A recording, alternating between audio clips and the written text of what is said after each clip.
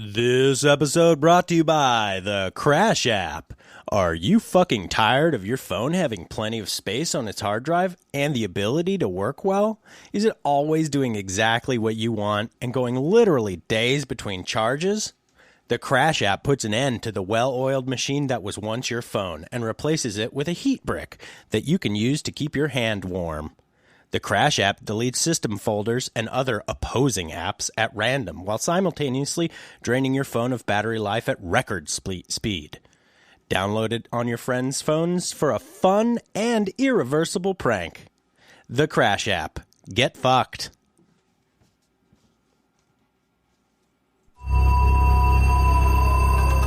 Hello, and welcome to Horror Movie Talk, an opinionated and accidentally funny horror movie review show. Your schlubby hosts each week are Bryce Hanson, the cool collected nihilist, and David Day, a new father of two.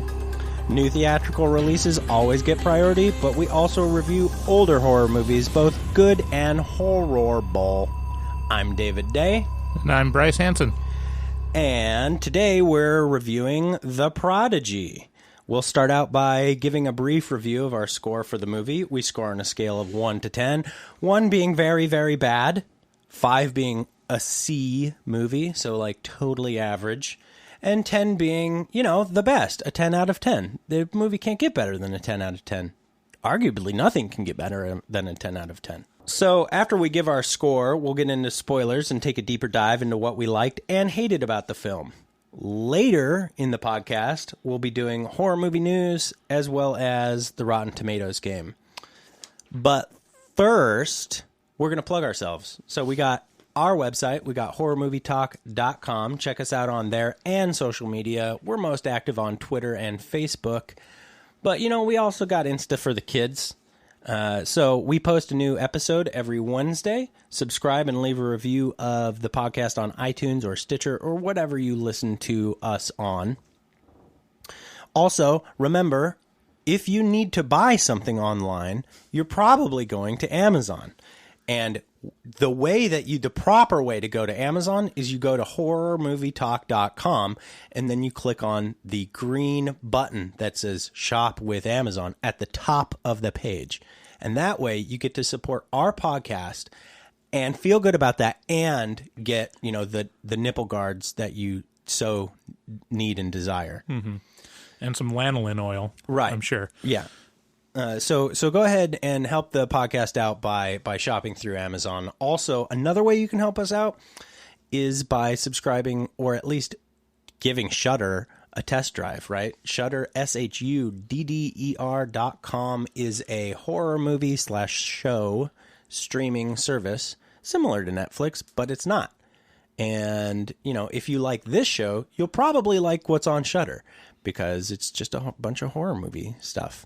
And if you enter HMT at checkout on Shudder, you get a free 30-day trial run, demo, if you will, of Shudder instead of the normal 7-day. So help us out with Amazon or Shudder, and we'll love you forever. I mean, probably. Unless you're a bad person, in which case, yeah. It's case by case. Yeah, it's basis. kind of a case by case basis. But the real news today, I'm super excited. I'm super pumped. I'm very amped. I'm so hyped to introduce Erik Wurgler, a guest on the podcast. Hello. How's it going, guys? How's it going, Erik? I'm really excited to be here. The audience is fucking amped. They're great. They're great. It's a great audience. Yeah. Yeah. Not fake. Erik Wurgler is from a little band called My Brothers and I. Yeah. So we're based out of Portland, Oregon. We have 2 albums out. And we're going to go back into the studio in March. And when you approached me to come on the podcast, yeah. I think my response was, I don't do well with scary movies. which is delightful for us. Yes, which made me hone in on you so much more. Yeah, so there's that. But yeah, so band's going well. I'm super excited to be on the podcast, and I'm excited to share my thoughts about The Prodigy, because I actually went to the movies with you guys, too. And I don't know if the audience knows that. Anybody who doesn't follow us on Twitter. They do now. But they do now. And that was a fun experience because you guys showed up with notepads, which scared me a little bit because you guys There's take a bit it of very culture seriously. shock with Eric. Yeah, and then as we were talking about, as we started to sit down, which I thought was interesting, is you guys sit a seat apart. Mm-hmm. There's a buffer seat. That freaked me out too. Yeah, and I don't know why you guys do that. Well, I mean, we like to leave it open for the Lord. In case Isaiah comes, we have a seat spared for him. Exactly. In the middle of a horror movie. And so, and there's the it's kind of disrespectful. What is? Not that there were a ton of people in the theater, if we're going to be perfectly honest. Right. But there was us three, and then another gentleman. Yeah. Way back. Yeah. Yeah. So there's 4 people, and we were 3 of them. Right. Yeah. I mean, in these horror movies, we went and saw it like the opening night on Thursday, and like there's not a lot of people that show up to the Prodigy. No, the Prodigy was a. I mean, so it's been interesting to go to opening night on all these movies because you get a sense for how they're like. Halloween was pretty big. The Predator was pretty big on opening night, and the Prodigy was crickets, which it should be. Like everything is as it should be, and I would argue same for the Predator and Halloween. Yeah. But yeah, thanks for having me on. I'll just plug myself again because I'll get in trouble if I don't. My brothers and I, you can find us anywhere you find music. YouTube, we have a bunch of, if you don't know the words to our songs, we have a lot of lyric videos too. So yeah, check us out. I'd appreciate it. Cool. Yeah, absolutely. What would you describe the genre of music as? I think most people would just call it alternative music. Brutal death metal? I think on iTunes it's considered pop, but it's not. Like, we don't wear short skirts and push-up bras, so it's not like that. But it'd be pretty hot if you did. Debatable. I mean, in this mind, I'm like, yeah, all right. Of course, we record every episode of Horror Movie Talk naked. So, yeah. I mean, that was the other culture shock. Yeah, I mean, that's the thing about this is I get to know right off the bat that it's okay. I mean, I'm just saying there's a little attraction. So, all right, this is getting weird. Let's move on. I don't know how. Like, how's this?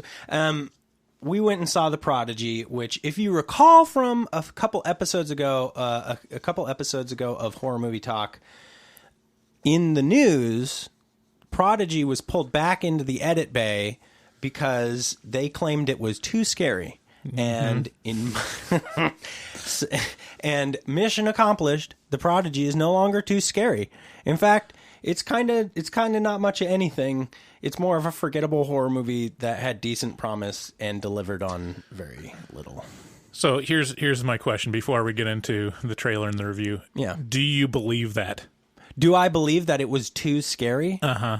I mean, are you suggesting they would lie to us? Yes. Oh. No, I don't. If you had a mediocre horror movie on your hands that just you can tell is just not going to work,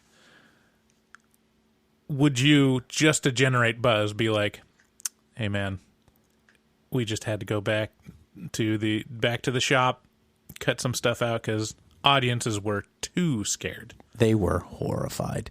Yeah, I think there's some truth to it. My guess, this is my just stab in the dark, is it's because the title of the article was goofy. It was the movie Prodigy too scary. We had to be pulled back into the edit bay. But the article was actually pretty honest. And the article said, essentially, there was a jump scare and then an important part of plot right after the jump scare.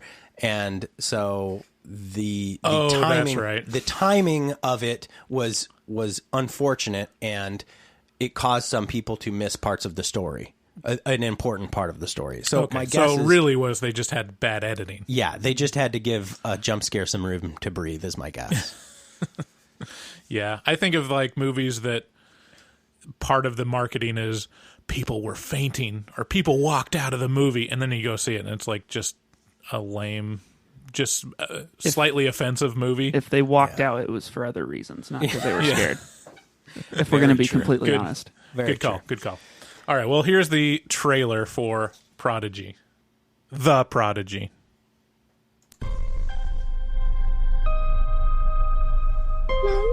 Did you really just say that? Nurturing genius. He's our little prodigy. Miles isn't wired like other kids. His intelligence is off the charts. I don't have an exact score, but it'll be very high. He's special.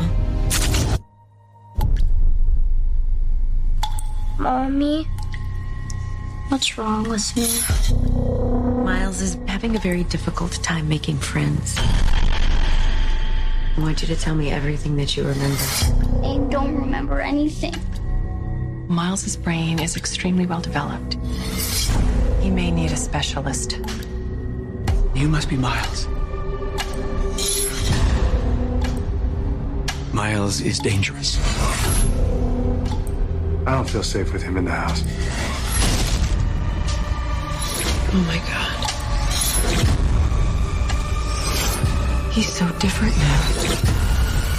I feel like I don't know him. Mommy, will you always love me? No matter what I do?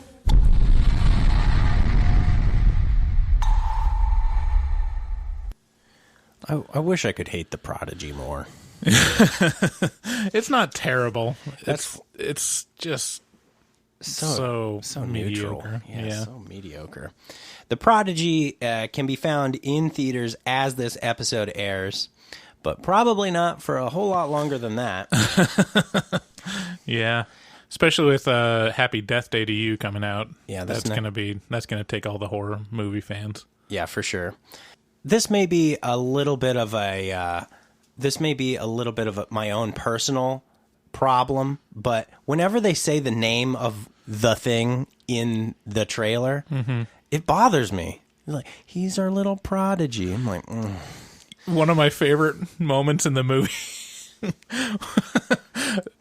So if you do hate that, I'm pretty sure this was a wink to that phenomenon, because the mother was talking to one of the teachers of the kid, of what's his name again? Miles. And, it was a doctor, and she was taking him in and saying, oh yeah, he's starting to like use words now. And he was like, I don't know, like 8 months old or something like that. And he's like, oh really? Well, he's a really, what we call that? He's a little smarty pants. I really wanted him to turn to the camera and say, wink, he's a prodigy, but he didn't do it. He called him Smarty Pants. So either they should have changed the title of the movie to Smarty Pants, Smarty Pants, or they just wasted an opportunity. You know what? Did we ask Eric? What's your experience with horror movies? So Yeah. did we mention that? We did, and then we had to scrap the audio. I can't recall because I think he mentioned House on the House. No, we haven't talked about it yet. So my background for whatever I say the rest of the podcast, for people to understand where I'm coming from, is I would consider myself the average consumer of something like this. I'm not a huge horror person. The movies or a show recently I really liked was Haunting of Hill House. Yeah. And I think we talked off air or off recording about the definition of horror. I'm sure you guys get that question a lot. Yeah. I really enjoyed that show. I thought it was suspenseful. The family dynamics and the character development I could kind of relate to with a semi-big family myself. Yeah. It was a great show. I thought it was really well made. And, the ending, some people didn't like it, some people did like it. But if that's horror, I really like that. I'm sure Stephen King in general is horror, but like I think is really entertaining to me. Are you talking new or old? He's talking new. I was kind of entertained. The old one I really, really like. The new one I was entertained by. I think I went into it. My little brother, who's lead singer of the band, he told me it's not really that scary, Eric. It's more of like, signs. And I was like, oh, okay. That is misleading. Let's just say there's a reason why he's not on the podcast today. It's because he totally misrepresented that movie. And he forgot to tell me that they do a very good job of like showing a little kid being eaten within the first minute. And I'm like, Yeah. oh crap! Speaking of which, it's interesting that you mention it and the little kid being eaten at the start of it, because that's the same kid who plays Miles in The Prodigy. I did not That's right. notice that. Yeah. Georgie from Yeah. It, from the 2017 It, is Miles, the Prodigy. So That's crazy. yeah, it is crazy, and I kind of wish Miles got eaten by the clown. Yeah. No, it's good. That's kind of along my taste too. I like the family-based horror. We have an episode where me and David go over our top fives, and I think we're pretty much in agreement. We lean more towards the supernatural versus slashers. Yeah. Yeah, supernatural family-based kind of stuff. Well, earlier I said it. I'm sure people walked out of this for other reasons. This wasn't appalling. With that said, though, I think this is the reason why somebody like me doesn't go to the movies all the time for Right. scary movies that come out. Yeah. Because it almost seemed like they just wanted to scare you. They didn't want to entertain you. And I don't know if that makes any sense. They but they didn't really want to do any of anything. I don't know. They Well- wanted to trick people into paying for not even being entertained. It was It's kind of like looking at the marketing. I almost wonder if they're thinking, what are we supposed to do with this? this is so embarrassing. This is the Melba toast of horror movies. Because the poster is him with, the half skull face and half, without makeup. And there's just one scene in the movie, and that's kind of just out of the blue. It doesn't have any association with anything. And it's like a scene that they put in there to be like, we can use this for the poster. Yeah, it's yeah. the poster is sweet, though. Yeah, oh, fuck yeah, man. The poster's great. I loved it.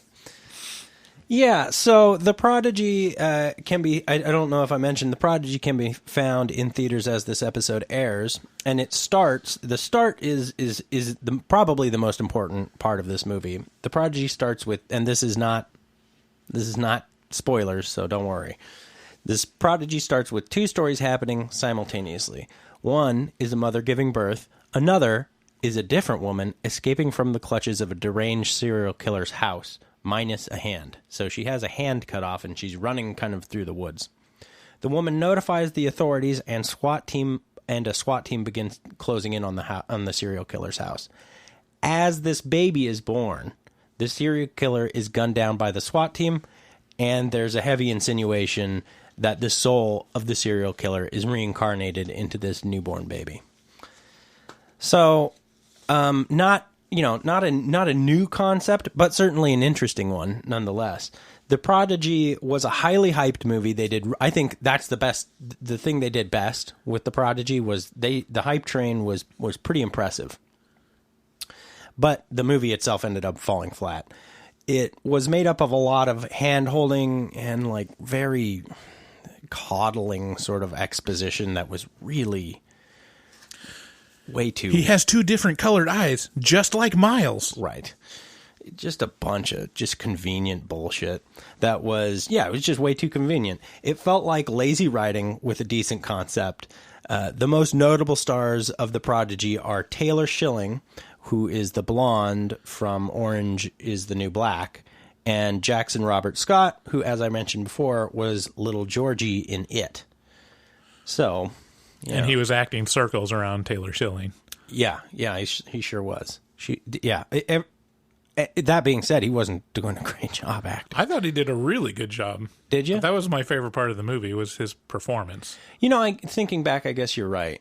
I think it was the writing that held it back a little bit, but I Yeah. think the actor, he did a really good job. I mean, in terms of like portraying going from like an actual little boy to being, inhabited by, well, is this a spoiler? A Hungarian serial killer. Yeah, Hungarian serial killer.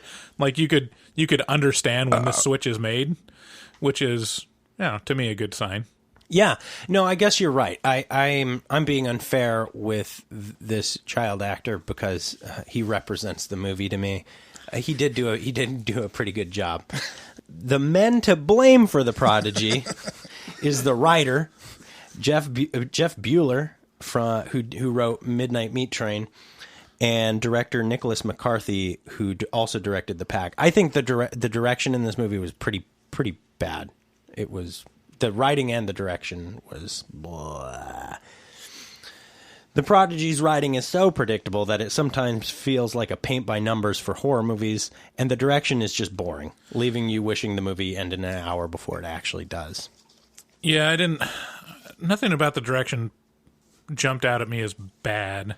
Like, there were some good moments in terms of, like, building tension. I really like the scene where he puts his hand on his mother's shoulder as he's sleeping in the bed. That was the one notable shot. piece. Yeah. Absolutely, that's an exception. That was great. The going down the stairs, the Home Alone-esque moment, that was pretty good. Yeah, I have a comment on that. Go ahead. But the direction overall, I mean, it was competent. I don't think there was anything that jumped out as terrible other than, the writing.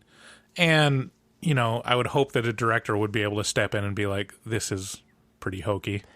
Having a scene that is just exposition for the whole movie. Like, is there a better way to do this? Or is this a way we can communicate this without words?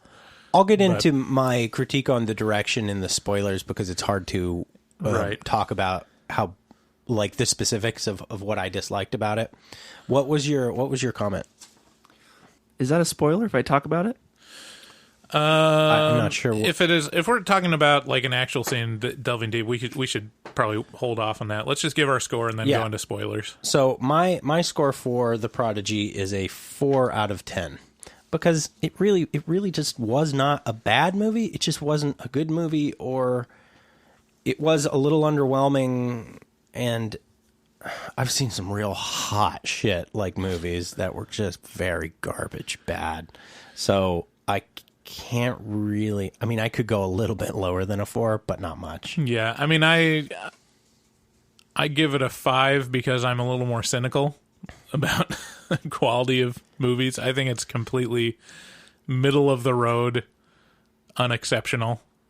Yeah. And it wasn't, I can't point to anything as being particularly bad. It's just not good. Yeah. I have never publicly rated a movie before, so I'm a little nervous that I'm putting my name on this. Oh man. Well, it's like he's a little bird going out of the nest for the first time. Tweet at me if you disagree. Come at me. I would say 4 as well. Yeah. I did get scared though, but I think that's just because I'm not an average consumer of scary movies, and specifically the music I thought was done pretty well, and the music always gets me. Like if I wasn't okay, I closed my eyes once, and when I did close my eyes, the music still scared me, and that's because I can't block that out for whatever reason. Yeah, so, we're pretty calloused at this point. Yeah, so I would say 4 I think is good. I mean, I wouldn't argue with you. There are moments in this movie that are effective and scary. They're mostly jump scares. There is one exceptionally awkward moment with mom in bed, which don't worry, we'll get there. But yeah, I mean, it was not. It was, But yeah. So with that, let's get into the spoilers so that we can talk real shit on this movie.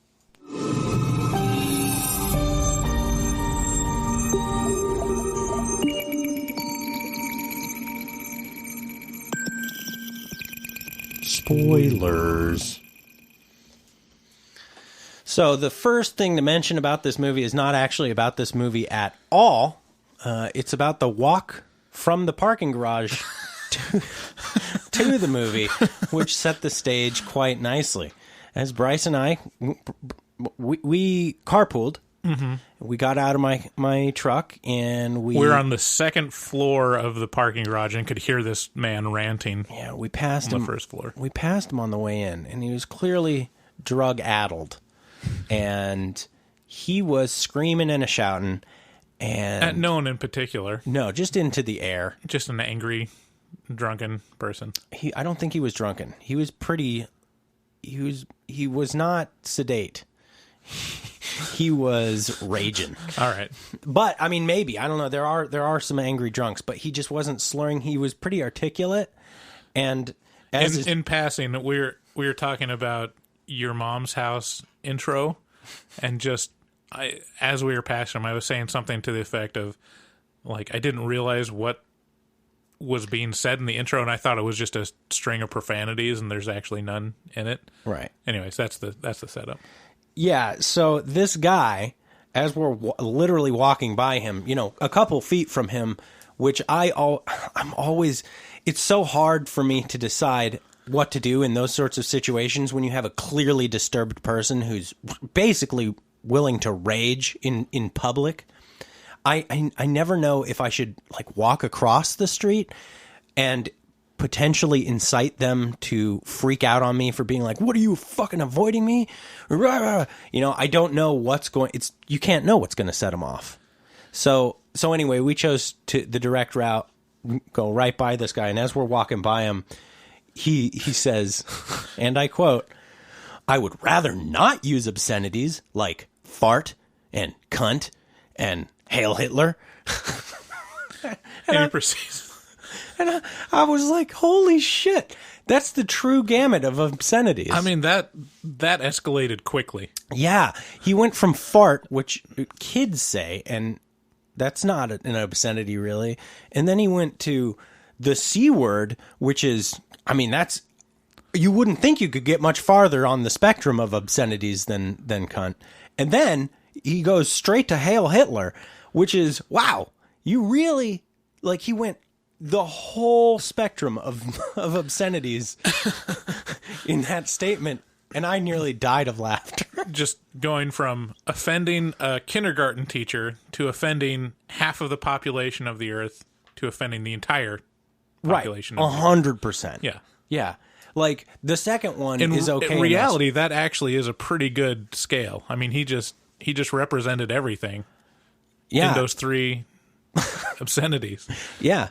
I think I was in my seat eating Sour Patch Kids when this was happening. Because you guys were telling me after the fact. I was like, I'm happy I got here early. It was delightful. It was one of the best moments I've ever had approaching a movie theater. So the bones of the Prodigy are pretty good, actually. I like the bones of this movie. The idea that a killer could be reincarnated is not, it's obviously not a new one. We've seen Child's Play, we've seen The Omen, and there's plenty of others that are just like it. But it is compelling, and it could be made very scary. And I think if I chose to do the Prodigy, I would probably do it with a little bit of Rob Zombie flair, like way too gritty and intense and over the top, because anything to add some flavor to this otherwise bland barbecue of. See, I disagree. I would go the more psychological route. I really like The Omen, and a big part of that is the character development and the doubt of the parents of like something ain't quite right with that boy. And there was a little bit of it in this movie, but it wasn't, I mean, the stakes weren't high at all. And the stuff that they did kind of use as being kind of weird, they never quite explained. Yeah. The whole premise of the movie of him being a prodigy, they don't really, I mean, they don't say the serial killer is a genius explicitly, do they? Bryce, did you watch the movie? The serial killer, as his victim escaped at the start of the movie, he had a soldering iron in his hand and he was soldering a wafer board. So clearly he's a genius. Only geniuses can solder. Or he's just an engineer. I don't know. I don't really want to argue with you about this, but I'll fight you. I will come at you, bro. Yeah, it's the opening of the movie is like, oh, our kid's real smart, and they don't. I get what they're trying to do is that he's smart because he's got this other person that's a fully grown adult inside of him, but they never really connect the dots there, which is shocking because they connect every single other thing in this movie explicitly through dialogue. And it's kind of annoying. Yeah. I don't know. Yeah, I mean... But I would have liked to see a little more character development, a little more raised stakes of, showing what the actual relationship between the kid and the parents is and a little bit of having more attachment to the family than just be like, oh, look, it's an evil kid. Yeah, That's you're absolutely right. The stakes were just not... They weren't there in a lot of different ways. Like, I just didn't give a shit I did not care about anybody in this movie. Did you care about anyone? I cared about one person, Who's that? the father of the kid. Okay. That's So sexist. you can throw it at me, but I felt like he was the one character that had a good backstory that you found out slowly throughout the movie. Yeah, And actually, then- that's a good point. And then I guess we're talking about spoilers, Yeah, but we're in but there. he's kind of taken out of the story 3/4 of the way through when Get rid of the one thing that worked. he had the one good storyline that maybe some people could relate to that kind of grounded the story a bit. It seemed like everybody else was just talking like, here's what's about to happen. Yeah. And he was more of just reacting to things like a father would. I don't know. Yeah, I mean, he's accused of Yeah. basically beating Miles, Yeah. and instead of like dwelling on that and showing the impact of that, they just show him say, "I'm out," Yeah. and he just leaves. Yeah, he does have an interesting backstory as well, which is they allude to. They're like, "Oh man, I know you had a really tough childhood, Boom. you know, with your dad beating you." Boom. and What stuff." happened to your dad? Like those are the questions that popped into my head. It's like, whoa, could he be beating this kid? But It's what makes it's what makes anything interesting, right? Is the interpersonal relationships. It's why movies are people watch dramas. So your comment, that was the one question. That was the one question mark I had about, not the one question mark, but that was the one character I felt like was a real person. No, yeah, you're right. Yeah. I think that's accurate. But Miles is the formulaic evil child who has been placed in the formulaic evil child script to act out formulaic evil child things. Here's a brief rundown of the structure of the Prodigy, just so that everybody kind of can get on the same page. Mom has evil child. Evil child is gifted, but evil. Doctors note gift, also note some evil.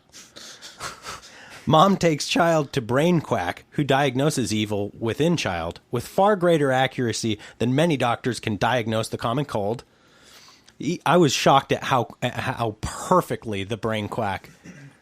He was just a vessel for exposition in this Right. movie. It was like, your child has probably, so I've considered a lot of things. Could be lupus, could be that, most likely it's that a serial killer got reincarnated as your child was born one day. But also, we're not ruling out stomach cancer. He called it so quickly and so perfectly. Okay. He's like Dr. House, except for paranormal Yeah. ailments. Yeah, so doctor diagnoses evil within child stunningly, quickly, and easily. Child is confirmed evil. Evil deeds done by evil child. Evil child splits up family. Evil wins, probably. Yeah, I think that scene with the doctor, it's just one of my pet peeves is when they just explicitly give exposition. Yeah.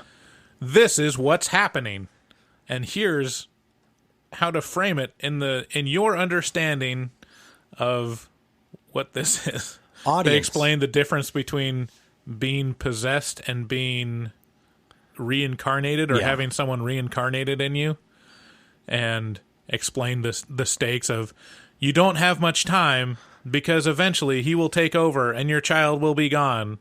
Yeah. And yeah, it's just like, okay. All right. Neat. It would have been better if they used, like the plot to communicate that the stakes were being raised and that something was happening, and that there was a timeline through just seeing the killer take over the child's personality. But I don't know. It's probably just easier to have the doctor say all Bryce that. is just being silly now. That's just silly talk. Yeah, it's why people do puzzles, right? It's because if you're given a picture to look at, that's not cool. But if you got to put the picture together, hey, that's kind of like, I can occupy myself with this. My mind needs something to work on. There's nothing to work on here. And some people, like the people this movie is marketed towards, just like the picture on the box. Right. Yeah, the kid with the half skull, half regular face. Yeah. So with the boring script stripped away, this kind of becomes a movie that you've probably seen before. In fact, I can almost guarantee you've seen this movie before, which would normally be fine because there aren't really, there are no original stories left to tell. So the sin that the Prodigy commits, as we've discussed, is it doesn't add anything new or interesting to the story to make you care. Keep in mind that the bones of this story are the bones for many of the best horror movies ever made, including Hereditary, Rosemary's Baby, The Exorcist, The Omen. See, that's wrong, David, Oh. because as they explained in The Prodigy, there's a big difference between being possessed. Because being possessed is a non-human entity taking control of someone, and having a soul reincarnated into your body is a human entity. So I have been taking all of those movies that you described have no relation to this movie. Those were all possessions of demons and the devil. I've been taken to task so thoroughly just now. You should just walk out. Get out. I'm quitting the podcast. All right. I'll see you guys later. Where's the audience? I gotta go.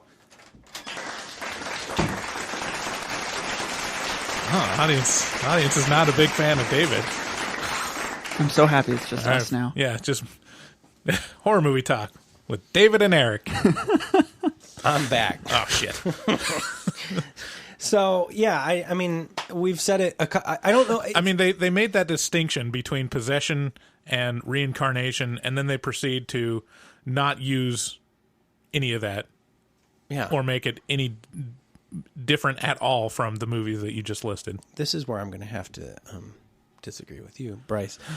Because at the end of the movie, evil did win, and the killer did stay in the kid's body. He is completely reincarnated all the time. Oh, you mean like Hereditary, Rosemary's Baby, The Exorcist, and The Omen? I Theoretically. guess not The Exorcist. Not The Exorcist. Theoretically, they could all be, you could take the demon out of the boy in Hereditary. Those can be exorcised. A la The Exorcist. Because there's an Exorcist too. True. Yeah. The doctor did mention there was some sort of timeline with the kid. Like, oh, we have to do it because he's 8, which means we're running out of time. But they never gave us the time in which... And they never like, told us wait, back up a bit. and Are we how talking they about know a that? year, Yeah. 2 years, 3 years? Like, how long do we have, Doc, before... And how do you know? And how do you... Yeah. Why is 8 the magic number? Well, I've had a lot of patients with reincarnated souls in them, and usually around age 8, they just succumb. Yeah, So, I mean... It's one of these things, It's a ticking time. You've got about 8 minutes now. Yeah, it did feel... It was all so convenient and so perfectly mapped out and so much exposition. One of my immediately... My barometer for bullshit went off at almost the very start of this movie when the woman gave birth to the baby who was then possessed, Miles, and they swaddled that baby so poorly. And, having just had a baby, on whatever it was, Monday. Yeah, David's swaddling technique is on fleek. I mean, I saw pictures of it. That is a tight baby. Yeah, so my method is I turn the baby onto her stomach after the first wrap, and then I put my knee into her back, and then I just... and then I just really fucking crank that blanket down until she starts... That's horrible. Until she, she'll wiggle a little bit. I mean, not that much. Not after the swaddle. Right, it's, And really, she can't cry out that much because there's not enough air. Right. You just hear a... That's the little sounds they make anyway, so it's hard to know.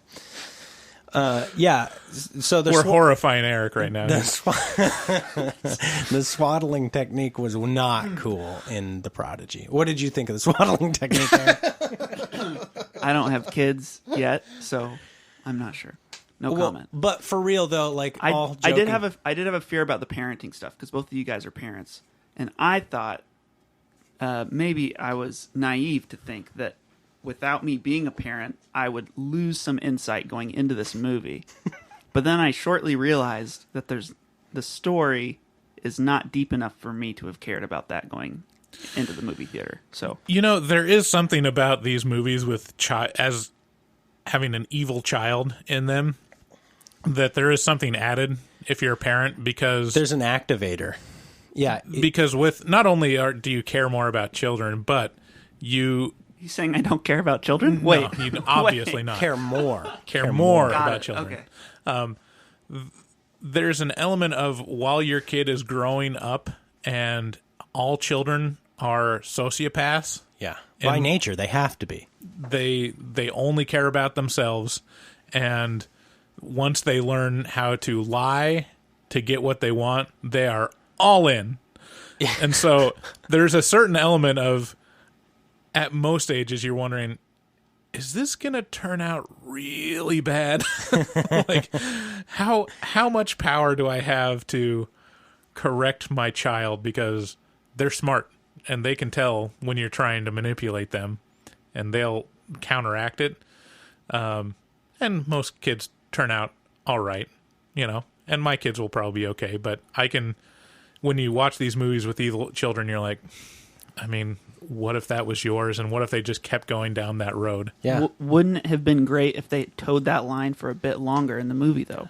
Right. Or even did it at all. Yeah. Of like, this could be a kid that's actually in your house. They never even touched on that. Could be a possibility. It wasn't even. It was kind of disappointing. Yeah, there was only like 2 or 3 moments that showed the kid being a kid. Right. Because the whole idea is that he has 2 minds in his body, and one is just a kid. And there's a couple moments of, like, at the breakfast table and talking with his parents where he's just a kid having fun. And you're like, okay, but it's just not enough for you to even understand what the character of the kid is.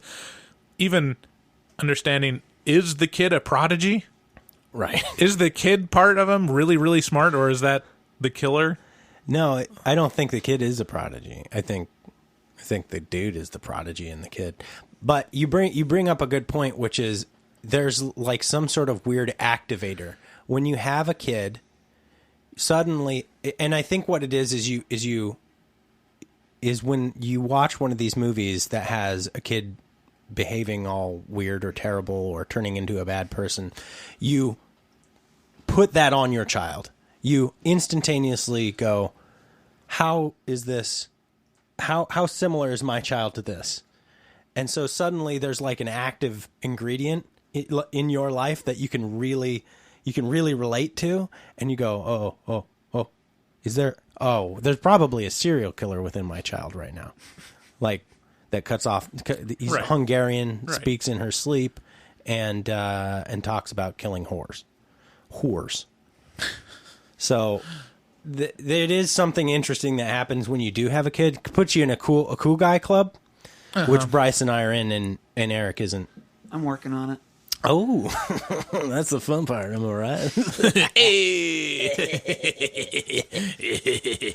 Do our best Tom Likas laugh. So this next scene, I had a really big problem with the babysitter scene. Go Yeah. ahead. Can I segue? Because it's Go my ahead. show. Yeah. This is my biggest pet peeve. Set the scene up. Set it up. So the mom and dad decide to go on a date in a car. They're not going anywhere expensive. They're just sitting in a car in front of a lake or something like that, Drinking beers. sharing Right. some beers. Like a pretty cool thing. Low maintenance. Pretty cool. They switch back to where the kid is, which is with the babysitter. And the kid seems to know the babysitter. At the beginning, they seem to have a pretty good relationship. And then she says, it's time to turn off the TV, but we can play one more game. What would you like to do? And he says, hide and seek. And I think he's still the kid at that point. So she goes, all right, I'll count. We'll figure it out. She counts to 10, opens his eyes. The kid has not moved. He's just looking at her. Yeah. And I was like, what the heck is going on? So her response, instead of, you're weird, is, well, I'll count again and close my eyes. It's like, okay, well, I see where this is going. She counts to 20, I think, that time. He's creeping around the stairs down to the basement, talking to himself. She opens his eyes. He's gone. And she starts to search for him. She opens her eyes. She opens her eyes. Yeah. I You apologize. can't assume her pronoun. Yeah. Come on, Dave. I'm sorry. Eric knew. The thing that really bugged me is she was completely barefoot in this entire scene. That's not okay. And that's not okay. I don't watch a lot of scary movies, but somebody alluded to Home Alone earlier. But this exact scene is why I wear socks everywhere. other than maybe the shower. Because when somebody's barefoot and there's a close-up of somebody's feet that are bare, something bad is about to happen. Oh. And I immediately put my face in my hands because for some reason I was not okay with that. Not scene. a big fan of foot trauma. No, yeah, exactly. And it was not okay. So that's why I wear socks to bed. I wear socks all around my house because if I don't wear socks, something's going to get me. This is fascinating. That is interesting. So, you've actually brought up a good point about this. That was one of the effective and more scary parts of this movie was can you imagine closing your eyes in a darkened house with a 10-year-old kid and then counting to 10 and then having them just standing there like angrily looking at you afterwards? It's kind of it's off-putting. Anyways, barefoot, big no-no. I remember in this scene, this is another introduction for Eric into the experience of watching movies with, well, me in particular. The babysitter goes to the top of the stairs and looks down into the dark, dank dungeon of a basement, and she just goes. One of my favorite parts of the movie is she just goes, "Okay, you're done. Miles, come up. Just come up now. I'm not going down there." It's just like, yeah, noping out of it. I thought that was awesome because, I wouldn't want to go down that basement either. But I was laughing at that part, and Eric turned to me and was like, "Why are you laughing?" This goes back to something I've said many times on this podcast, which is Bryce derives satisfaction and glee even from things that you'll never understand or be able to relate to. But then to wrap up the scene, she goes down there to look for the kid to strengthen my argument that you should always wear socks. She steps on a broken bottle or something and then falls down the stairs, and then I don't know what happens after that. I don't know how they clean that close-ups scene up. of foot trauma I didn't see that because my eyes were closed. Yeah. Yeah, it jumps to after the parents get back home. They're like, what happened? The fuck did you do, Miles? And he's like, I was scared, and then there was blood, and then you got there. Well, yeah, Miles said, like, I just remember counting, and then she was all bloody at the bottom of the stairs. He doesn't remember anything in between. So, yeah, that was probably the most effective scare. Yeah. Of the movie. Have you seen A Quiet Place? Yes, I really, really enjoyed it. How'd you like the? That's a good scary. I mean, from an average consumer. Again, people can just call me Average Eric, I guess, from now on. Oh, okay. I really enjoyed that movie. I thought it was really good. But how'd you like the foot trauma in that? Not. I did not like that. Not a big fan of foot trauma. The way they set the foot trauma up in both of these were very similar, almost copycat-esque, and man, is it effective? It's same with hands. Sorry, I'm getting off on a tangent. No. But like when you see like a mobster trying to get something out of somebody and they nail his hand to a freaking that's pretty table like effective. in Luther, I'm like, oh my gosh. But if somebody gets shot in the side, I'm like, whatever. Just come on. Run it off. That's really interesting. Hand and foot trauma for some reason really get me. For me, it's the dick. Always. I do not like dick trauma. Which Pieces had that dick grab ending. Oh, Oof. yeah. Oof. It did not make sense, but I didn't like it. What's the matter, Eric? Why are you covering your mouth? You trying? Eric is trying to be so courteous and like well-behaved. I feel like he can't let go. He's such a nice young boy. Yeah, he's a good guy. I feel bad talking about dick trauma around him. I didn't see that movie, whatever movie that was. Yeah, you shouldn't. It's not a very good movie. Don't worry, I won't. Okay. So, so the babysitter hide and seek was effective. I'll tell you what wasn't effective. Can you think of a more boring activity for a movie than a staring match? A staring match. Yeah. Okay, let me set this up a little bit here.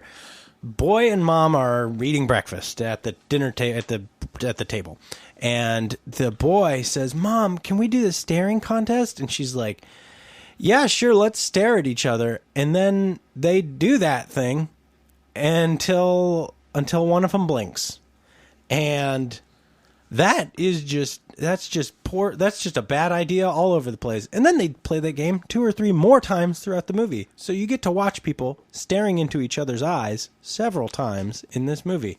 You know, I will counteract that a little bit because Okay. I think the first one, it was obvious that it was the kid that was doing the staring contest. And yeah, it's a bad idea. It's a bad idea to do a staring The contest. concept is poor. Yeah. They should have used something else. Right. But in terms of in this movie, how it was used, that was one of the most creepy parts of the when the second staring contest, when it was the serial killer doing it, staring at her yeah. like lovingly and like desiringly, and then with his hand, he was holding the mother's hand, and then Eric it's one is of those. not It's like one of this. those things that you do not realize how creepy something is until you see it, and you're like, "Oh, ugh." He was holding her hand, and he takes his little child thumb and like inserts it between 2 of her fingers. And it doesn't sound like that big of a deal, but if you watch it and if you think of what that would feel like, it would be you would feel like a rape victim. Your hand was raped by a thumb. Yeah. It was strangely effective, yeah. You're saying rape victims feel like little kids take their thumbs and press them in between your fingers? I think you would have a case. I think you would have a... I mean, hey, you know, you're right. That second staring match, he did caress her hand an awful lot. There was a lot of caress. And that was one of the more effective parts of this movie, was the amount that he caressed his mother, like with a loving, gentle touch. Like at one point he crawled into bed with her, and she's like mortified because she just received a call from the brain quack that I've got irrefutable evidence that your child is definitely this very specific serial killer dude who was killed at the exact same moment that your baby was born. And she's like, oh, fuck, irrefutable evidence. My baby is definitely a serial killer who was killed at the same moment that my baby was born. And then this kid runs in and he's like, Mom, can I sleep with you? And then he gets in behind her, like, and what do you call it? Spoons her from behind.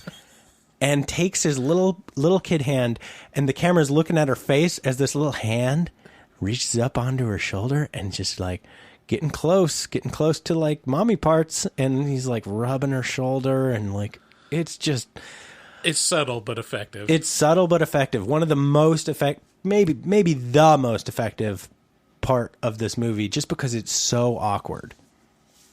And I think that's the quote of. That's when the quote comes out of, Mommy, would you love me no matter what I do? I think that was in the trailer. But I think that was the moment he did that, is when he's like rubbing her shoulder. If I was the shoulder. mother, I'd be like, well, not if you rape me, son. Yeah, it's getting weird up in here. Like, why are you... The one part I felt like the movie should have ended. This is the one part where, in real life, the movie should have been over, is when he gets sick and tired of some kid stealing his science partner. So he decides to go to a janitor's closet and pick up the biggest wrench I think I've ever seen in my life. Yeah, it was huge. And hits this kid in front of everybody like 4 or 5 times. Really wails on him. That was crazy. Yeah, it was crazy. That was pretty early in the movie. That was when we're learning that boy ain't right. And yeah, he definitely wails on that little insane. kid. Yeah. So the only other part of this movie that I found somewhat effective was the sleep talking. When Miles was talking in his sleep, his mom hears him kind of like, it almost sounds like talking in tongues. And she walks into his room and picks up a little voice recorder and starts recording what he's saying, because it does sound like another language. And as it turns out, it is. It's as is confirmed by the brain quack, it is Hungarian. And he says something to the effect of, "Stop crying, you filthy whore. I'll cut your eyes out before I watch you die." And it's like, holy God, that's pretty intense for a little kid to be saying. So there are some effective parts of this, and it's just unfortunate that they're muddled in amongst just a lot of boring exposition and dialogue. Yeah. I want to say a little bit about the tip-off that he's this killer, that he knows this one song. And I think if your kid starts singing a song, the same song over and over again, you have to assume that he's a serial killer. It's time to call CPS. Because from my experience in movies, serial killers only know one song, and they only hum it all the time. Yeah. And especially when they're going to do something evil. That's definitely true. Yeah. Do you recall what that tune was? You have a musical mind. Yeah, I actually recorded it. Both of you have a musical mind. Yeah, I recorded it, so they probably won't be able to hear it, but it'll help me so I can sing it back. Because it wasn't a horrible song. Yeah, it was just a little ditty. Felt like the old country. Yeah, so it was like da da da da da da da da. Yeah, it felt kind of something almost like Harry Potter-esque. Yeah. But he just kept whistling that over and over and over. It reminded me of a song from Les Miserables. There is a castle in the clouds. Yeah. I like to go there in my sleep. It's sung by Cosette when she's a little girl. Wow, did you sing that at the movie theater? I kind of remember that. No, I mentioned it. I was like, she asked her son, like, where did you hear that song? I was like, yeah, it's from Les Mis. But you're right. It's a similar technique to like The Walking Dead. Like every bad character in The Walking Dead whistles for some reason, and that's just a universal sign for whistling means. Yeah, if you whistle or you hum the same song over and over again, just move the other way. So this movie kind of starts to very slowly make its way towards its end by giving you the good old double twist. So the first twist is the only way we can get rid of Skarka, which is the last name of this serial killer. The only way we can get rid of this guy is if we kill his victim that got away. So yeah, this is one of the things where they didn't fill in everything. The evil guy, or the doctor said, the people that are reincarnated are here to finish unfinished business, and then after that happens, then you get your kid back. Yeah. And then I thought to myself, like, well, the unfinished business is he's a serial killer, and he just wants to kill lots and lots and lots of women, so he'll never be satisfied. But the mother thinks, well, we just got to kill this last victim that got away. It's kind of tied up because she finds a little shoebox that in Miles' room that has just a bunch of exclusively news material about this woman who escaped. Yeah. So that's kind of what it alludes to. So she makes the decision to go find this woman and inexplicably take Miles with her. And because she's going to go and she buys a gun. This is the biggest spoiler of the movie. This is the end of the movie. She goes and she's going to kill this woman so that she can tell the serial killer and her son that it's done and he can go now. Get out of here, guy. Okay. If I were to accept the premise that this serial killer would be satisfied with this lost victim leaving, why would you not just let your kid kill the victim? Because he's a minor, and he would just he wouldn't be able to be tried as an adult. This is, if you are the one that kills her and gets caught, you'll be away for life, and you will be away from your child forever. This is in terms of like a parent, it's just irresponsible. This is so logical that it gives me chills. But I mean, you're in a weird way, you're absolutely right. And in another weird way, let's imagine one of your kids has a serial killer inside them. Knock on wood. Yeah. Are you gonna watch your kid kill a woman? Like in the manner of a serial killer? No, you'd like drop him off at the curb, be like, "Here you go, honey, go have fun," and then he'd trot up to the door. Yeah, he'd go in the door. He'd be like, "All right, bye, Mom." The serial killer would use like some ruse, like he's selling Boy Scout cookies or something, and get in, and then the door would close, and you'd just wait. You'd hear some screaming, some muffled screaming, and then he'd come out again. Wow, you've really got this down. And really, it'd be the perfect crime because she lives in like a different state. How would anyone find that? I mean, she just really went about this the wrong way.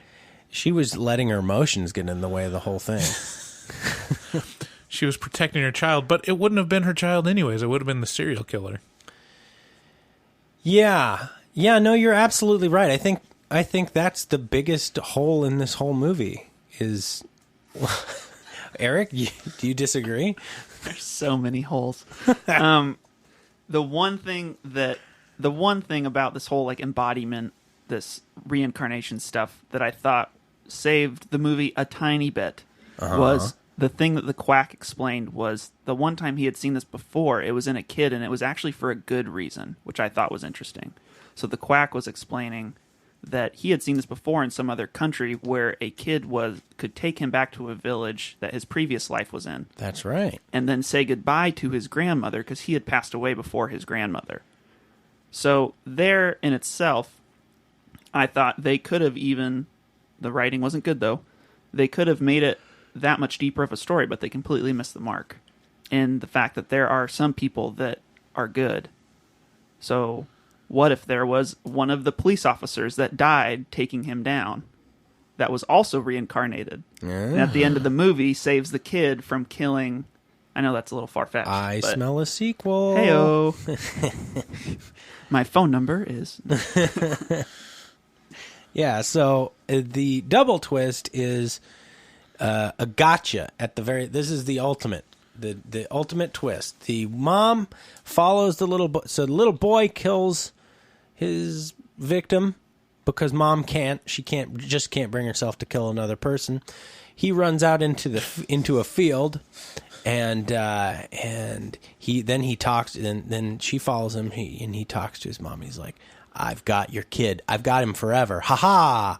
I am Skarka and I will live it within your child for eternity. Tee hee." And mom's like, "Hell no, not you. You got his mind. You don't get to keep his body." And she goes to shoot him. And bang. It turns out that some farmer, some old codger, shot her upon seeing this woman raise a gun towards a little kid. And so the little kid runs up to the farmer and is like, "I don't know what happened. She just tried to kill me." And so evil gets to continue. Spooky. And there's the Prodigy. There's the Prodigy. I'm looking at my notes, and a couple things I noticed. The mother is the real psychopath because she cuts the crust off of his sandwich with a chef's knife instead of the butter knife. I made a note. Who does that? Yeah. What do you got? Why is that such a problem? You just dirtied another knife when you didn't need to. So I went a step further with my note because I made a note about that same scene, and it was the fact that she even took the time to cut the crust for the kid, and how maybe that's what turns kids into crazy people. Yeah. Wow. So think about that. Yeah. That comes from a guy who doesn't have kids, though. Sandwichception. And the other note in the beginning when it's introducing the serial killer, the juxtaposition between the most obvious covering of the dick that you can get in a movie, like the serial killer's naked and he's coming out of the the house, and it's like one of those moments in a cartoon where someone's naked but they're just cartoonishly covering their private parts. It was very skillful and it was impressive. Like at one point it was like a policeman's head, and then it goes to him on the ground, and like all of a sudden a rifle is right over his junk. And then it jump cuts to the baby being born. And it just has a little dingus hanging out. Little dingus. It's a double standard. Yeah, there is baby dingus in this. Yeah. FYI. case The, that's a the trigger. bullet wounds. Maybe that was the thing that was too scary that they needed to edit out. They needed to Photoshop some of the baby's dingus. dingus is too big. Yeah. That's what I wasn't going for that. But okay. All right. Anyways. There was one thing that disturbed me. And One. other than the unsocked foot. The unsocked foot. Think about it. And it was at the end of the movie after the farmer shoots the mom. The kid gets dropped off because his dad's still in the hospital because he stabbed his dad. The kid gets dropped off and is basically under foster care with this other family. And he turns to look into the mirror. And then the serial killer is the one staring back. Yeah. At that moment, I realized the serial killer and all these flashes of like, oh, is it him? Is it the kid? He's always naked. Yeah. And it was really weird and kind of disturbing that the serial killer, every time the kid looked in a mirror, there was some flash of like the mom thought she saw the serial killer instead of the kid. He was always naked. And I don't know why I got hung up on that, but I thought that was a little weird. It was off-putting. Yeah, so It made him less That scary. sounds like a personal hang-up. It made I him- don't want to diagnose this on the podcast, It made him. but you I could think probably it see someone about No, that. I just think it made him less scary. It made him. I didn't take him seriously. Yeah. that's probably true. Yeah. Probably similar to the crazy guy you saw outside of the movie Mm-hmm. theater. So final recommendations. Who should see this? Who would want to see this? Who would you recommend see this? Wait for it to get on Netflix. That's Yeah. like the only recommendation I would have. Yeah, I said teenagers or equivalent who have no barometer or taste. Yeah. If you haven't seen a better possession or reincarnation horror movie, then maybe this one would be a good starter. You can do better than this, Yeah. for sure. Eric, do you have any recommendations for who should watch this movie? I feel like I've talked a lot already. Recommendations. I would agree with the high schooler thing. This sounds like something you would take a date to when you want them to get close to you, but you don't really care about the movie. Yeah. This would be a good investment to Yeah. take that next step in your high school relationship, I think. Actually, that's probably spot on, actually. This is a good date movie because you really don't have to care about what's happening. Yep. So with that, let's transition to horror movie news. New sound clip. This just in. That was cool. who made that? So that was the Almighty Badger The from Almighty. Reddit. Yeah. Thank you, the Almighty Badger. Or the That's- king of all badgers. This just in. Yeah. So really all I'm going to talk about for horror movie news is the trailers that we saw at the Prodigy, because they were basically all horror movies and they all piqued my interest, with maybe one exception. Greta. So Greta is, I think, the one of the closer ones to release, and it covers the scariest of subjects: old people wanting to be your friend. Frightening. Yeah, the way this trailer plays is a young girl finds a purse on a train, and then she does the right thing, right? She goes and tries to find the owner of the purse, and then they become the best of friends. And one day, this older lady named Greta asks this girl to go and fetch her a bottle opener or something like that.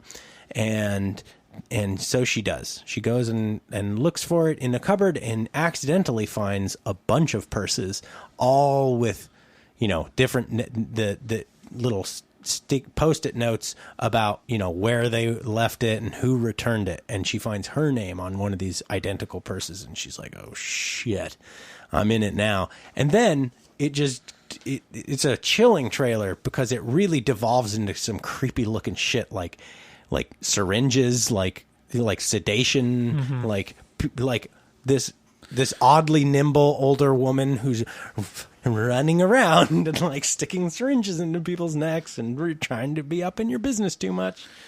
Yeah, that one, I think I'm looking forward to that one and the next one on the list.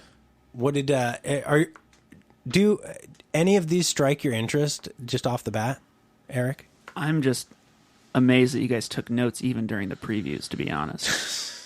Well, That's what I'm in awe of right now. I didn't really. I mean, I just wrote down the title. I've seen Got the it. trailers for these so many times now. The only new trailer that was on here was the Child's Play trailer, I think. I hadn't seen The Curse of La Llorona. Yeah, I've seen that. I saw that on YouTube or something. That before. was another one that looks spectacular. Yeah, I'm excited about that one. So let me set up the I'll include a few of these trailers, the more notable ones, in the post for this episode at horrormovietalk.com. But the Curse of La Llorona is super spooky looking. This mom leaves her car under this underpass, and under this overpass, and her two kids are inside. She's like, "Don't leave the car, no matter what happens."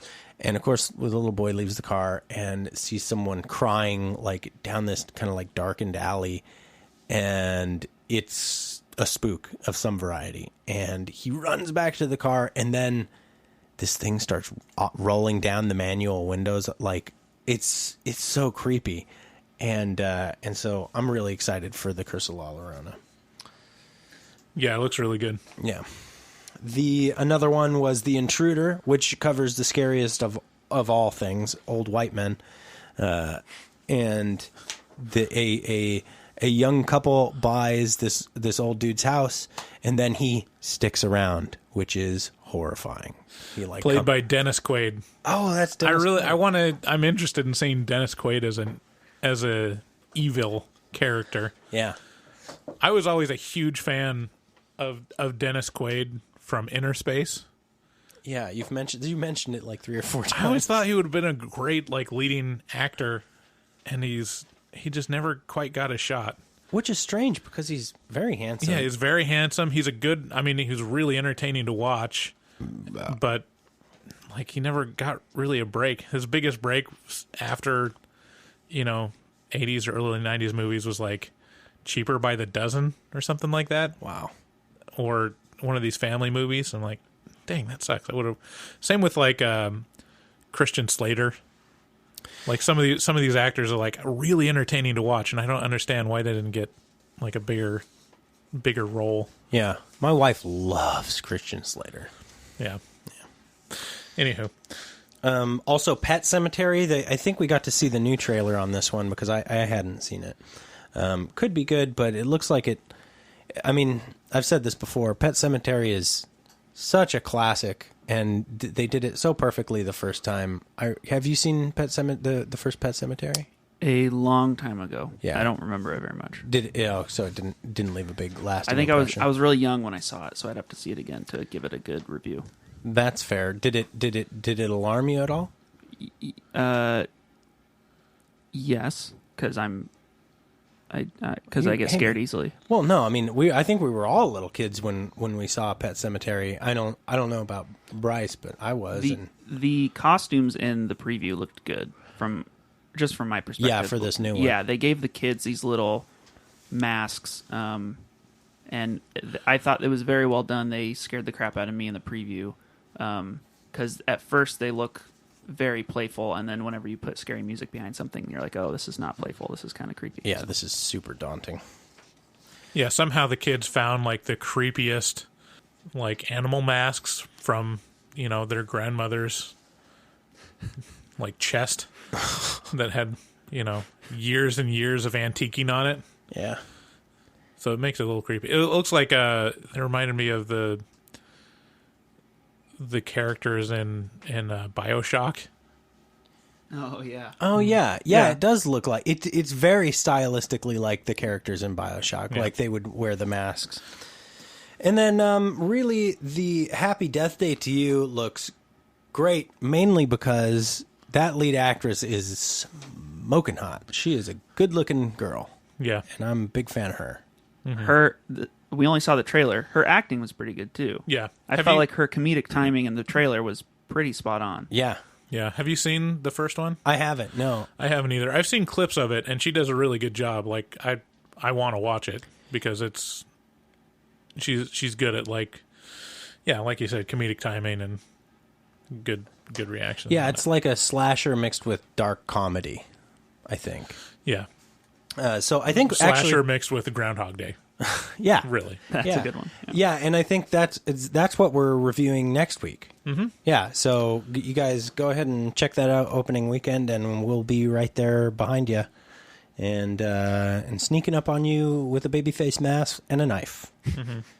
Yeah, Eric, you seemed nervous even during the trailers. Like you were like gearing up. You were like, "Oh shit!" I told you I don't do well with this stuff. I don't do well with this stuff, and I hope that I'm a voice. Some people may say, "Oh, why are you having him on? Like he doesn't like scary movies. This is stupid." I hope that I can shed some light on maybe like significant others of yours or best friends that don't like them. Yeah. I hope that I've shed some light for some people on the podcast. We love it. Yeah. Okay. It's the most interesting thing for me. Like it's my goal is to get people who don't normally watch horror, because if you get someone who has seen a million horror movies, you saw what it was like watching this movie with Bryce and I. You were there. We didn't really. There's no fun to either of us watching this movie, but there is fun to you watching this movie. You mean for you to watch me watch the movie? Yes, yeah, exactly. I understand that. Right. You guys are evil. Yeah. I have a cousin who reacts so poorly to horror movies that to any stressful event in a movie, that she ran out of the house upon viewing the new Planet of the Apes. Oh my god. It was Earth all along. No. Yeah, man, she was not having it. So, and I love it. I mean, that was one of the funnest parts of our review on Hereditary, is getting my wife's input on it, because she hates horror movies. Yeah. She won't watch like anything.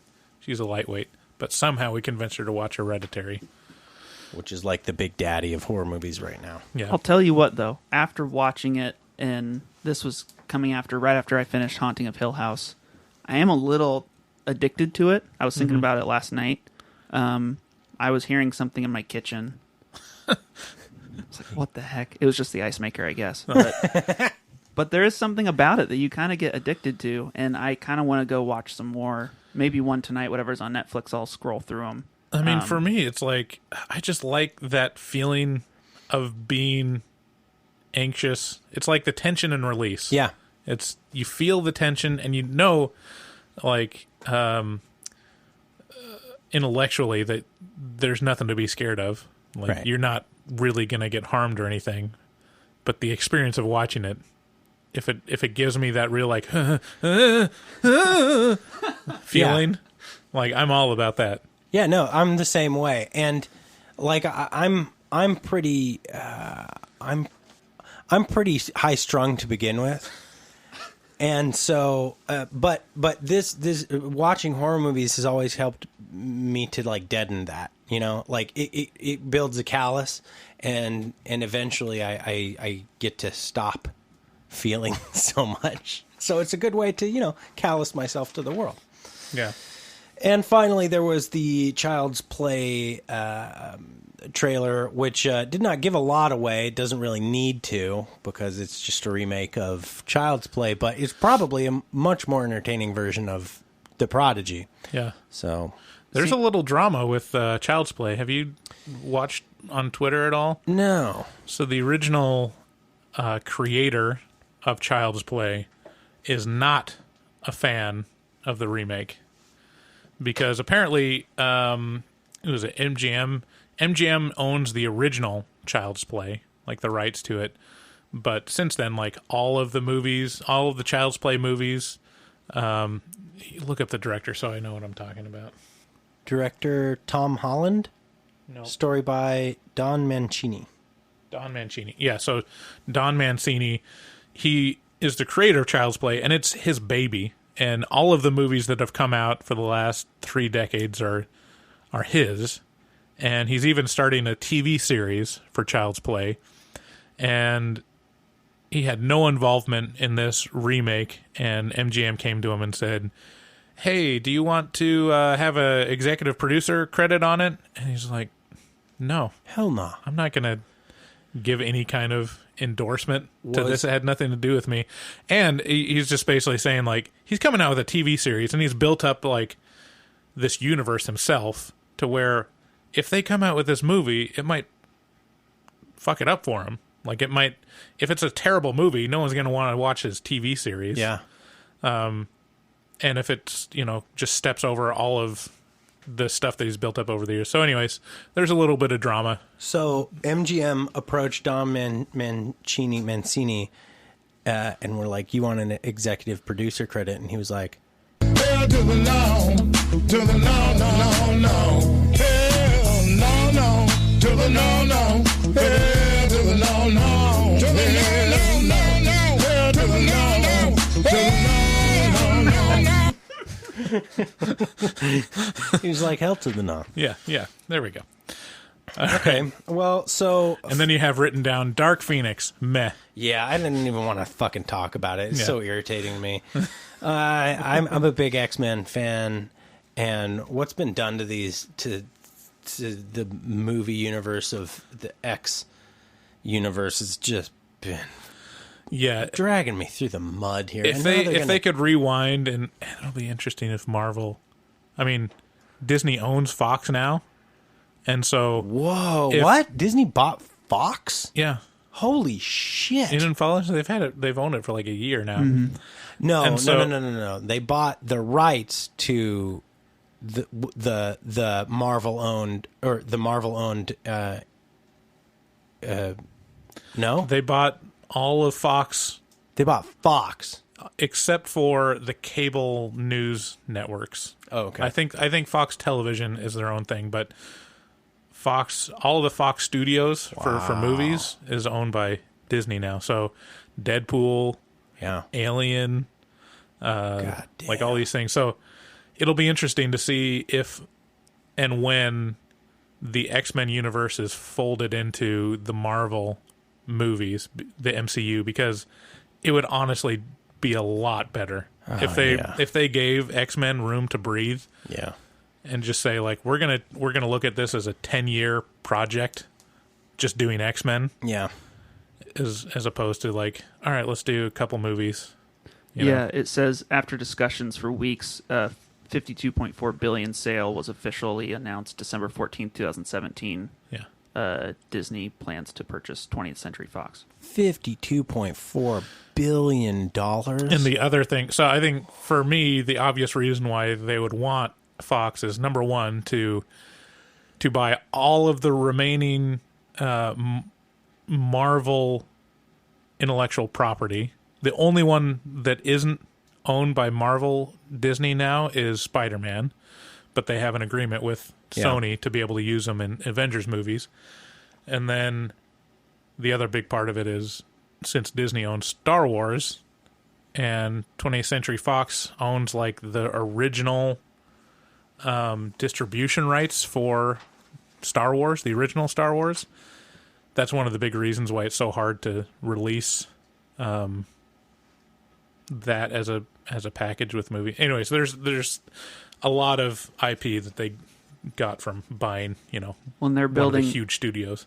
Yeah, Disney's building Marvel Land in California Adventure, and they're almost done with the Star Wars stuff they're going to release in this summer. Yeah. The giant Star Wars land attached to Disneyland in California. Disney owns all. That's crazy. So All right. with that, let's move on to the Rotten Tomatoes game.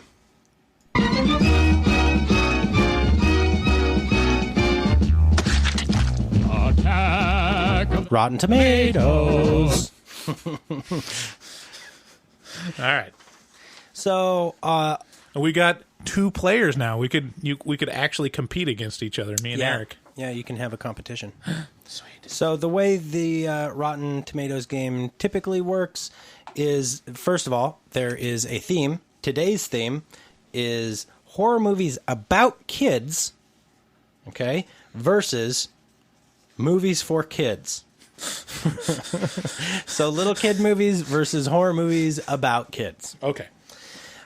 We're only doing 3, and the way this works is and this time we're actually doing it off of the audience score. So Audience score. Okay. because sometimes some of these movies are so unnotable that they don't actually get reviewed by critics.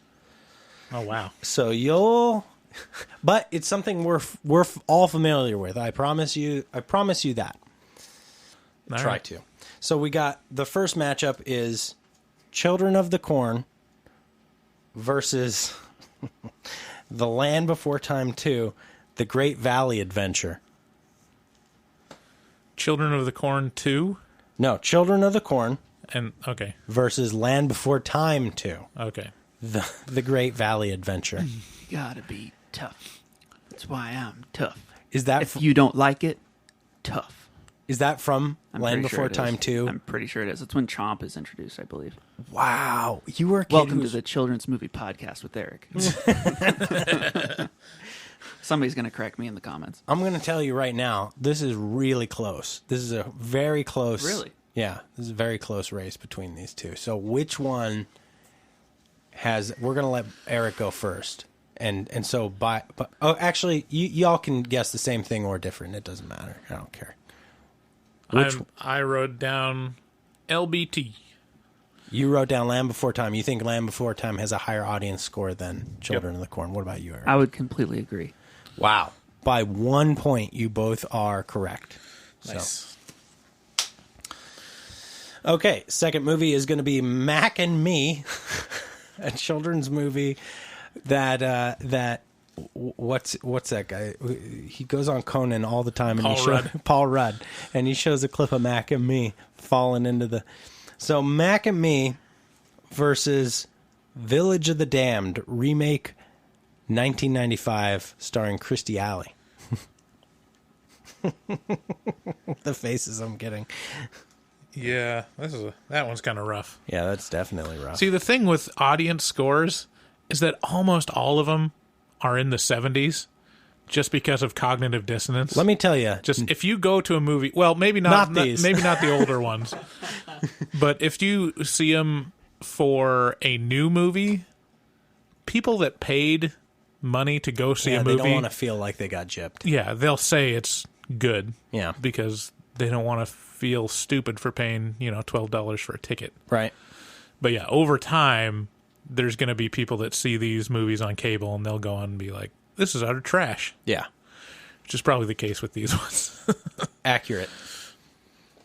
I'm going to say Village of the Damned. You're going to say the remake Village of the Damned. And what about you? I already forgot the titles that you mentioned, so I'll say the first one. Oh, so you're saying Mac and Me. Yep. So Eric wins on this one. Mac and Me. Boom. That's got to be like ironic scoring from most of those audience members. Okay, well, let me preface this a little bit. Mac and Me got a 37 with the audience, but actually did get reviewed by critics and got a 0%. A 0%. It scored a perfect goose egg. Whereas Village of the Damned remake from 1995 starring Kirstie Alley got a 27% audience. Wow. So it lost by a good 8 points. People hate Kirstie Alley. Is it Kirstie or Christy? I guess it's Kirstie, isn't it? Yeah. Yeah. And they love McDonald's. Yeah. Yeah. I guess I should have guessed that. That makes more sense. And the final matchup is going to be The Good Son, starring Elijah Wood and Macaulay Culkin, versus Teenage Mutant Ninja Turtles 3. Oof. Oof. Like the recent one? Live action? No. Yeah, the live action one from like 95. Yeah. This is the one where they were in Japan. Yeah, right. Oh, with the lanterns. Yeah, time travel. Right. Yeah, Yeah, you got it. I remember that movie. Yeah. I probably scored it well. Good when I was a kid. Anyways. I'm going to say The Good Son. And you, I know you've seen The Good Son. It. Have you? TMNT. Have you seen The Good Son though? No. Okay, so you're going. So Bryce is going The Good Son, and Eric is TMNT. going TMNT. I'm afraid Bryce gets this one. Woo! By a wide margin.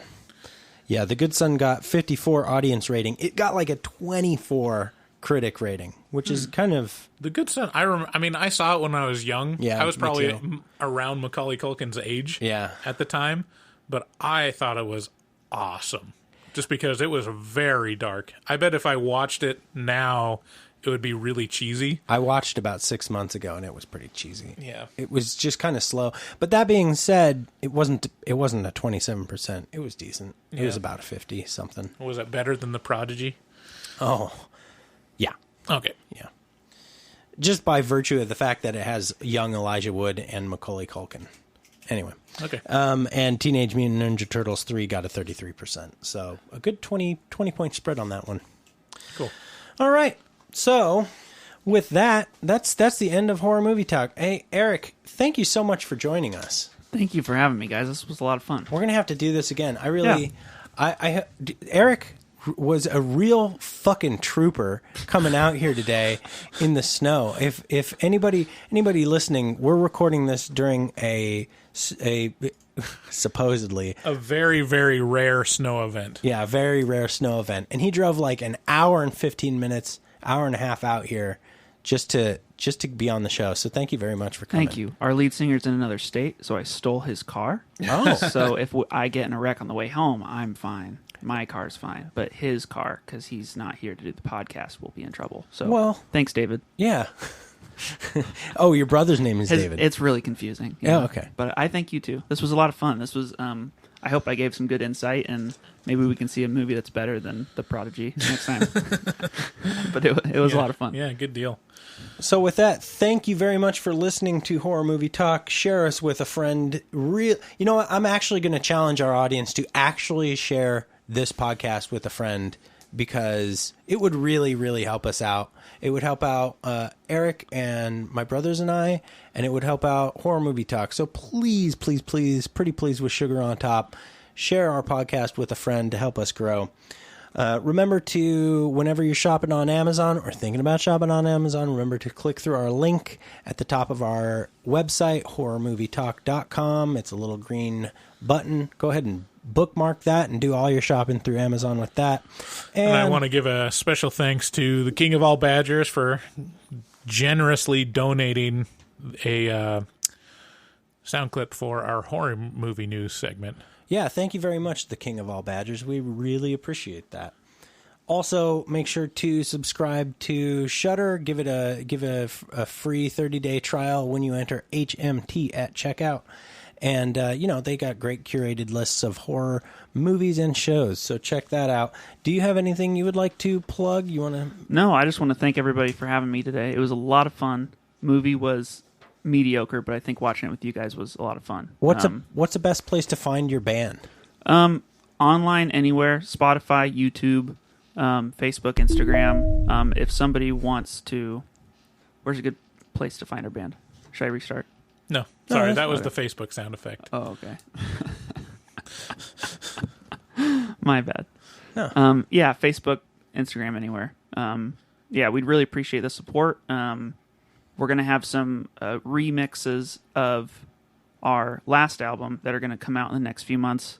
I'm really excited for remix stuff because I can actually, it's easier to work out to and run to. And you got any shows coming up? No, we're done with shows for now. We're just going to focus on studio. We wrote like 60 songs last year, and then we whittled it down to 12. Damn. So we're ready to get back into the studio, do some remix work, some acoustic work, stuff like that. And we're excited. Thanks for having us, though. This was...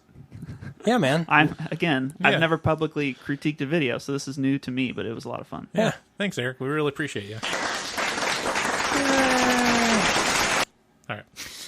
So thanks again. Thanks for listening to Horror Movie Talk. And remember, we love you. We love you. Bye. Bye-bye.